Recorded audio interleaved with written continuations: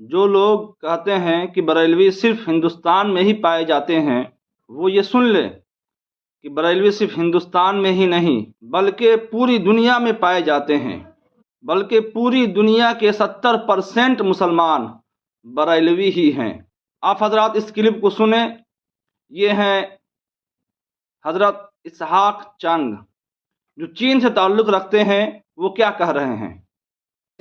तो जुमा के नमाज के बाद सलातो सलाम पढ़ा जाता है, और जब सलातो सलाम पढ़ा जाता है, अगर ये गांव साइड में मस्जिद है तो वो किसान लोग खेती करता है, कुछ लोग गाड़ी से जाता है, तो जब ये सलातो सलाम पढ़ा जाता है और इसका आवाज जहां तक जाता है, औजार छोड़ के खड़े हो जाते हैं। सुभान अल्लाह। मैं ऐसा ताज़ीम दुनिया के किसी भी मुख्तलिफ इलाकों में सफर कर हासिल किया, लेकिन देखा नहीं। तो फिर मेरा दिल, ये इतना चाइनीज लोग इतना मोहब्बत और इतना ताज़ीम और तौकीर, तो वो पता चला स्टडी करके कि ये 3 खानका जो बनाए थे उसी की कमालात है। अब सवाल उठा, क्योंकि तबलीग जमात के लोग भी चीन पहुंचे थे, पाकिस्तान से उनका ताल्लुकात अच्छा था, तो जुमा के टाइम ये लोग बैठे रहते थे। तो मेरा चचा बोला कि ये पाकिस्तान का और हिंदुस्तान का भाषा तुम लोगों का एक ही है। हम बोला लगभग एक ही है, उर्दू बोलते हैं, हम हिंदी बोलते हैं। तो बोला समझ सकते हैं। बोला तो इन लोगों को कहो कि आइंदा हमारे मस्जिद में ना आए, नमाज पढ़ के चले जाए, दीन ना लेके आए। क्या सिखाने आया? बोले क्यों? बोला हज़रत साद बिन अबू वक्कास रजी अल्लाह ताला अन्हु चीन में आ चुके थे, उसके दीन को हम पकड़ेंगे, इनसे कह देना कि तुम अपना दीन मुबारक को ले जाओ। तो बोले कि नहीं, ये नमाज में बैठना और सलात व सलाम पढ़ना खड़ा कहाँ से साबित है? दलील दीजिए। वो तबलीग जमात के 16 आदमी थे। आज तो तबलीग जमात चीन में बैंड है, वहाबी बैंड है। सिर्फ अगर चीन का सरकार इस्लाम को कबूल करता है तो वो बोलता है कि खानका के जैसा मुसलमान बनाओ जो मोहब्बत फैलाता है। नारे तकबीर, नारे रिसालत, मसलके आला हजरत, मसलके अहले सुन्नत। सुभान अल्लाह। अब सवाल है, अरब में देखता है लोग, अरब से इस्लाम आया, सहाबी अरबी थे, ताबईन अरबी थे, तबे ताबईन अरबी थे, आका अलैहिस्सलाम अरब में आए। तो अरब में खारजी भी आया था, राफजी भी आया था,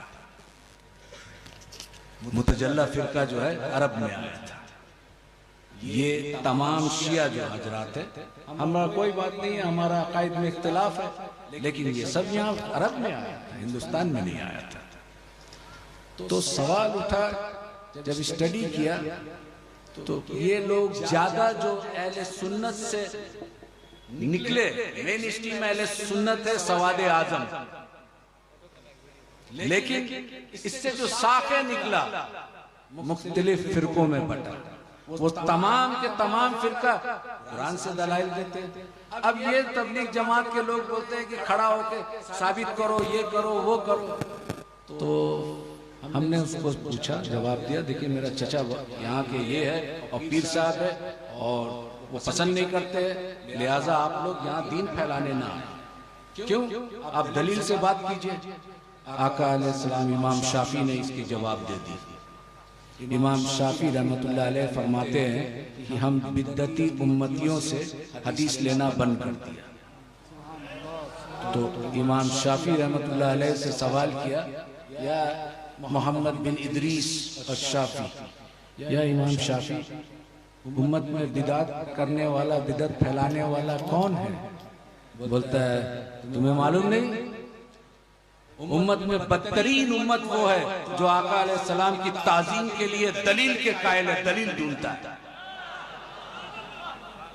आका अलैहिस्सलाम के ताज़ीम के लिए जो दलील मांगे वो इमाम शाफी के नजदीक बदतरीन उम्मत है। जवाब देती है। तो हमने उनसे वही दोहराया इमाम शाफी के कौल को कि भाई इमाम शाफी ने इसका जवाब दे दिया, अब क्या कहते हैं? बोला नहीं आप दलील दीजिएगा। हम बोला देखो ऐसा है, एक हदीस है। बोला आप आलिम हैं?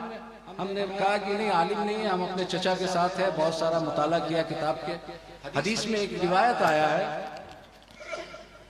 हजरत बिलाल हबशी रजी अल्लाह ताला अन्हु ये हब्स के थे। उस वक्त हब्स आज के जो है इथोपिया कहलाता है। तो इथोपिया से